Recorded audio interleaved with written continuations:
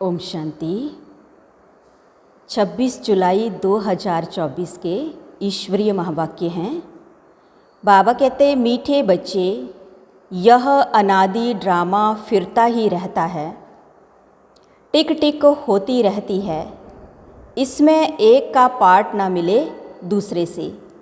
इसे यथार्थ समझकर सदा हर्षित रहना है।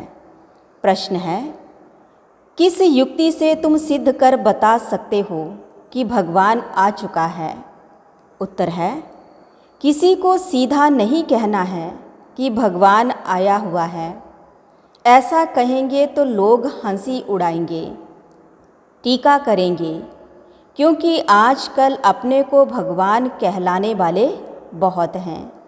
इसलिए तुम युक्ति से पहले दो बाप का परिचय दो, एक हद का, दूसरा बेहद का बाप। हद के बाप से हद का वर्षा मिलता है। अब बेहद का बाप बेहद का वर्षा देते हैं तो समझ जाएंगे। ओम शांति। रूहानी बाप बैठ रूहानी बच्चों को समझाते हैं। सृष्टि तो यही है, बाप को भी यहाँ आना पड़ता है समझाने के लिए। मूल वतन में तो नहीं समझाया जाता, स्थूल वतन में ही समझाया जाता है। बाप जानते हैं बच्चे सब पतित हैं, कोई काम के नहीं रहे हैं। इस दुनिया में दुख ही दुख है। बाप ने समझाया है, अभी तुम विषय सागर में पड़े हो। असल में तुम क्षीर सागर में थे। विष्णुपुरी को क्षीर सागर कहा जाता है। अब क्षीर का सागर तो यहाँ मिल ना सके तो तालाब बना दिया है।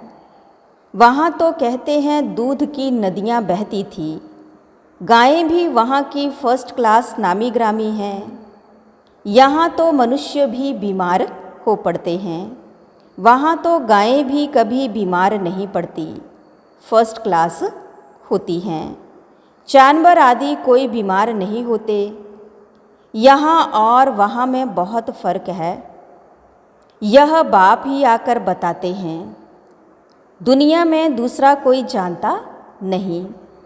तुम जानते हो यह पुरुषोत्तम संगम युग है, जबकि बाप आते हैं सबको वापिस ले जाते हैं। बाप कहते हैं जो भी बच्चे हैं, कोई अल्लाह को, कोई गॉड को, कोई भगवान को पुकारते हैं। मेरे नाम तो बहुत रख दिए हैं। अच्छा बुरा जो आया सो नाम रख देते हैं। अब तुम बच्चे जानते हो बाबा आया हुआ है। दुनिया तो यह समझ ना सके। समझेंगे वही जिन्होंने 5000 वर्ष पहले समझा है। इसलिए गायन है, कोटों में कोई, कोई में भी कोई। मैं जो हूँ, जैसा हूँ, बच्चों को क्या सिखाता हूँ वह तो तुम बच्चे ही जानते हो और कोई समझ ना सके। यह भी तुम जानते हो, हम कोई साकार से नहीं पढ़ते हैं, निराकार पढ़ाते हैं। मनुष्य जरूर मूंझेंगे, निराकार तो ऊपर में रहते हैं, वह कैसे पढ़ाएंगे? तुम निराकार आत्मा भी ऊपर में रहती हो, फिर इस तख्त पर आती हो। यह तख्त विनाशी है। आत्मा तो अकाल है, वह कभी मृत्यु को नहीं पाती, शरीर मृत्यु को पाता है। यह है चैतन्य तख्त। अमृतसर में भी अकाल तख्त है ना, वह तख्त है लकड़ी का। उन विचारों को पता नहीं है अकाल तो आत्मा है, जिसको कभी काल नहीं खाता। अकाल मूर्त आत्मा एक शरीर छोड़ दूसरा लेती है।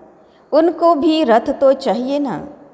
निराकार बाप को भी जरूर रथ चाहिए मनुष्यों का, क्योंकि बाप है ज्ञान का सागर, ज्ञानेश्वर। अब ज्ञानेश्वर नाम तो बहुतों के हैं। अपने को ईश्वर समझते हैं ना। सुनाते हैं भक्ति के शास्त्रों की बातें। नाम रखाते हैं ज्ञानेश्वर, अर्थात ज्ञान देने वाला ईश्वर। वह तो ज्ञान सागर चाहिए। उनको ही गॉड फादर कहा जाता है। यहाँ तो ढेर भगवान हो गए हैं। जब बहुत ग्लानि हो जाती है, बहुत गरीब हो जाते हैं, दुखी हो जाते हैं, तब ही बाप आते हैं। बाप को कहा जाता है गरीब निवाज। आखिरीन वह दिन आता है जो गरीब निवाज बाप आते हैं। बच्चे भी जानते हैं बाप आकर स्वर्ग की स्थापना करते हैं। वहाँ तो अथाह धन होता है, पैसे कभी गिने नहीं जाते। यहाँ हिसाब निकालते हैं, इतने अरब खरब खर्चा हुआ। वहाँ यह नाम ही नहीं, अथाह धन रहता है। अभी तुम बच्चों को मालूम पड़ा है बाबा आया हुआ है, हमको अपने घर ले जाने लिए। बच्चों को अपना घर भूल गया है, भक्ति मार्ग के धक्के खाते रहते हैं। इसको कहा जाता है अज्ञान रात। भगवान को ढूंढते ही रहते हैं, परंतु भगवान कोई को मिलता नहीं। अभी भगवान आया हुआ है, यह भी तुम बच्चे जानते हो, निश्चय भी है। ऐसे नहीं सबको पक्का निश्चय है। कोई न कोई समय माया भुला देती है। तब बाप कहते हैं आश्चर्यवत मेरे को देखंती, मेरा बनंती, औरों को सुना बनती।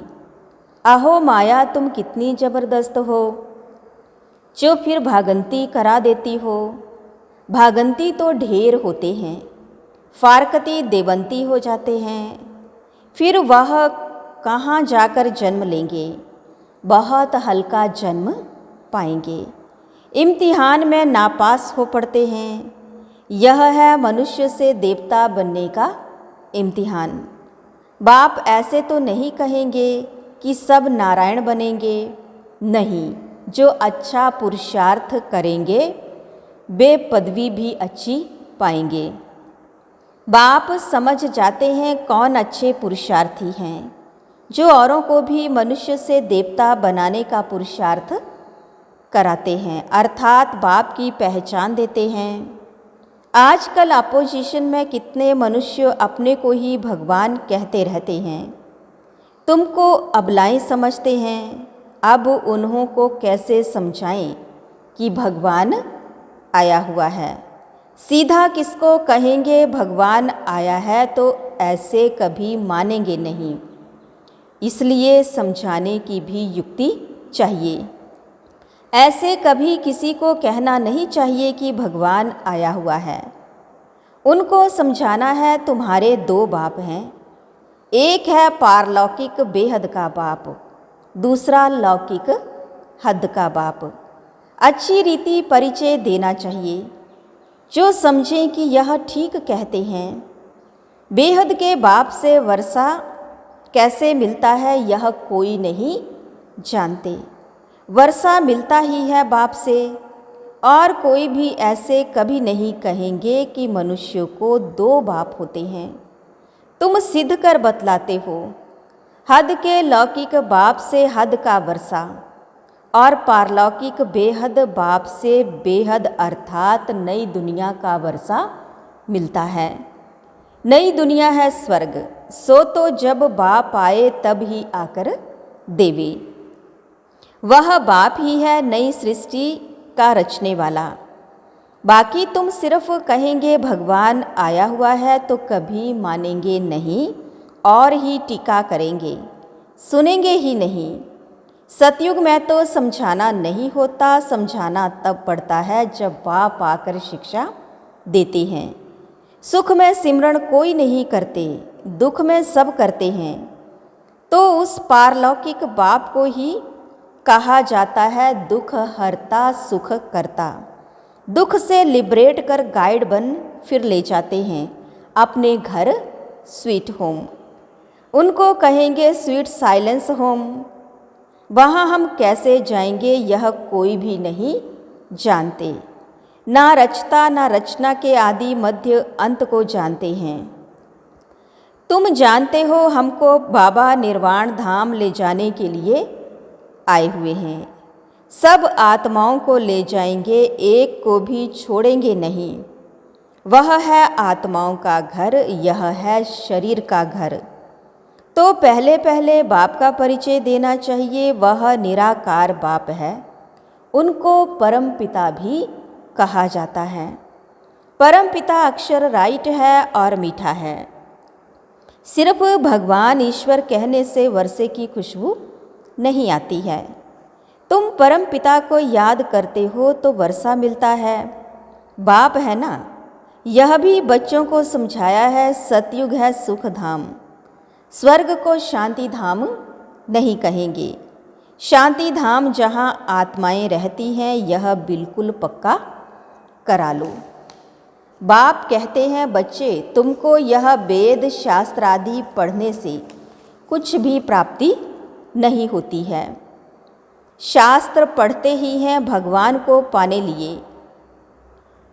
और भगवान कहते हैं, मैं किसको भी शास्त्र पढ़ने से नहीं मिलता हूँ। मुझे यहाँ बुलाते ही हैं कि आकर इस पतित दुनिया को पावन बनाओ। यह बातें कोई समझते नहीं हैं। पत्थर बुद्धि है ना। स्कूल में बच्चे नहीं पढ़ते हैं तो कहते हैं ना कि तुम तो पत्थर बुद्धि हो। सतयुग में ऐसे नहीं कहेंगे। पारस बुद्धि बनाने वाला है ही परम पिता, बेहद का बाप। इस समय तुम्हारी बुद्धि है पारस, क्योंकि तुम बाप के साथ हो। फिर सतयुग में एक जन्म में भी इतना जरा फर्क जरूर पड़ता है। 1250 वर्ष में 2 कला कम होती है। सेकंड बाई सेकंड 1250 वर्ष में कला कम होती जाती है। तुम्हारा जीवन इस समय एकदम परफेक्ट बनता है, जबकि तुम बाप मिसल ज्ञान का सागर, सुख शांति का सागर बनते हो। सब वर्षा ले लेते हो। बाप आते ही हैं वर्षा देने। पहले पहले तुम शांति धाम में जाते हो, फिर सुख धाम में जाते हो। शांति धाम में तो है ही शांति। फिर सुख धाम में जाते हो, वहाँ अशांति की जरा भी बात नहीं। फिर नीचे उतरना होता है। मिनट बाई मिनट तुम्हारी उतराई होती है। नई दुनिया से पुरानी होती जाती है। तब बाबा ने कहा था, हिसाब निकालो। 5000 वर्ष में इतने मास, इतने घंटे, तो मनुष्य वंडर खाएंगे। यह हिसाब तो पूरा बताया है। एक्यूरेट हिसाब लिखना चाहिए। इसमें जरा भी फर्क नहीं पड़ सकता। मिनट बाई मिनट टिक टिक होती रहती है। सारा रील रिपीट होता फिरता फिरता फिर रोल होता जाता है। फिर वही रिपीट होगा। यह ह्यूमन रोल बड़ा वंडरफुल है। इनका माप आदि नहीं कर सकते। सारी दुनिया का जो पार्ट चलता है टिक टिक होती रहती है। एक सेकंड ना मिले दूसरे से। यह चक्र फिरता ही रहता है। वह होता है हद का ड्रामा और यह है बेहद का ड्रामा। आगे तुम कुछ भी नहीं जानते थे कि यह अविनाशी ड्रामा है। बनी बनाई बन रही, अब कुछ बननी नहीं। जो होना है वही होता है, नई बात नहीं है।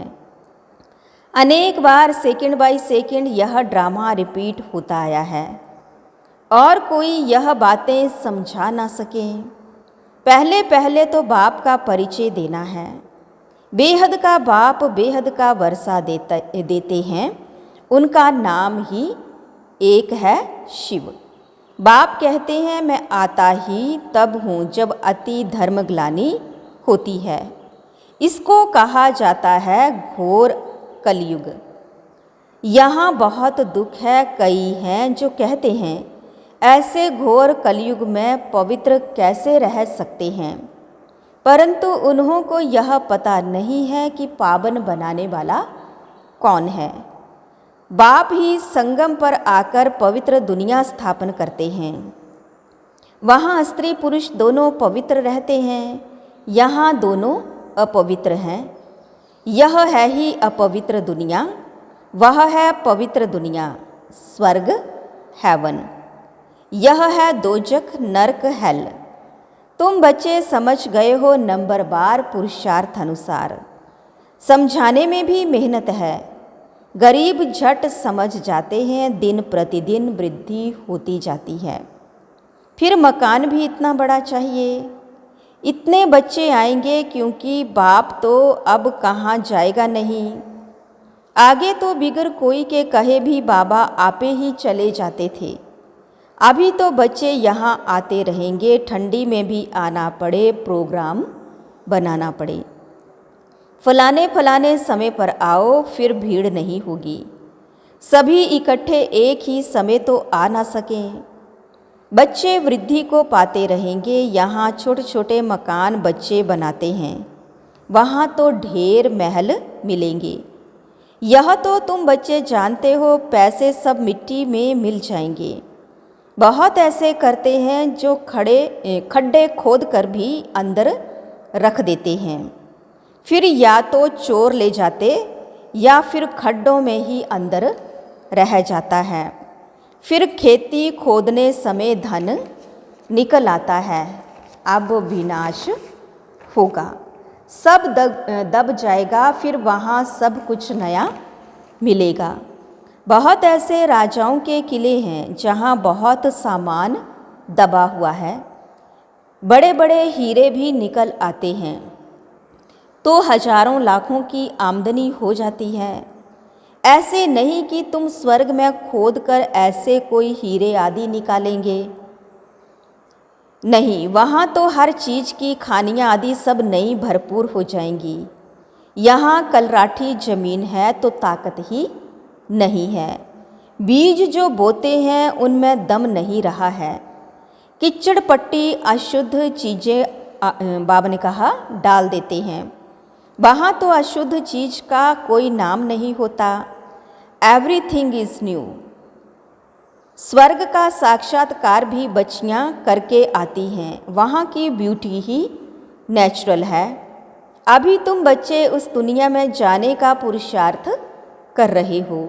अच्छा, मीठे मीठे सिकिलधे बच्चों प्रति माता पिता बाप दादा का याद प्यार और गुड मॉर्निंग।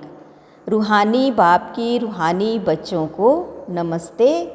रूहानी बच्चों की रूहानी बाप दादा को दिल व जान सिकवा प्रेम से नमस्ते।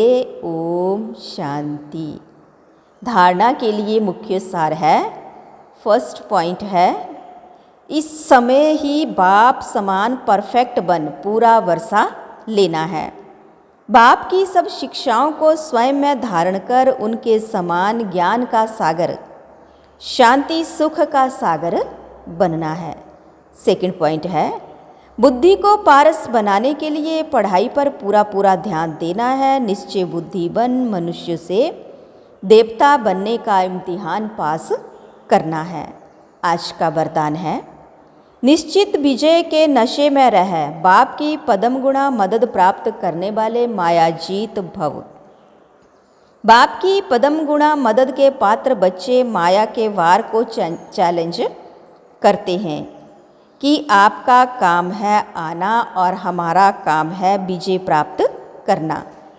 वे माया के शेर रूप को चींटी समझते हैं क्योंकि जानते हैं कि यह माया का राज्य अब समाप्त होना है। हम अनेक बार के विजयी आत्माओं की विजय 100% निश्चित है।